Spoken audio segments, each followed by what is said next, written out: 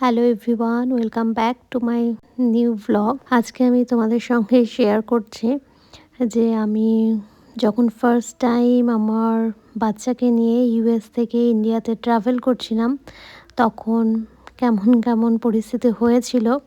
তো সেইগুলো জাস্ট ছোট ছোট ক্লিপ আমার কাছে ছিল, তো সেগুলোই ভাবলাম অ্যাড করে আমি একটুখানি ভিডিও বানিয়ে রাখি, যেটা আমাকে আজ থেকে 10-15 বছর পরেও যখন আমি এই ভিডিওটা দেখব, তখন আমার সেই দিনটার কথা আবার মনে পড়বে।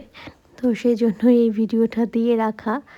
তো তখন আমার ছেলের বয়স 3 বছরও হয়নি, আমি ওকে নিয়ে ফার্স্ট টাইম ট্রাভেল করেছিলাম। আর তখন আমার কোনো এক্সপিরিয়েন্স ছিল না যে একা একা ট্রাভেল করা। ইভেন আমিও কখনো একা একা এভাবে এত দূরে কখনো ট্রাভেল করিনি, আর তারপরে একটা বাচ্চা নিয়ে।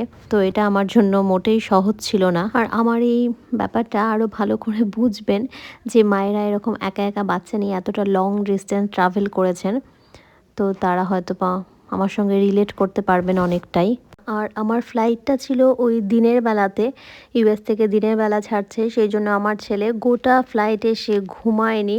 আর যেহেতু ডিস্টেন্সটা প্রায় অলমোস্ট ওই 24 ঘন্টা মতোই ছিল, অনেকটা সময় না ঘুমানোর পরে এবং ফ্লাইট জার্নির পরে সে পুরো রাস্তাটায় প্রায় না ঘুমিয়েই থেকে যায়। তো সেটা খুবই ডিফিকাল্ট ছিল আমার জন্য। আর 24 ঘন্টা এত কিছুর পর ফাইনালি আমরা খুব ভালোভাবে বাড়িতে পৌঁছেছিলাম। তো এই ছিল আমার জার্নিটা।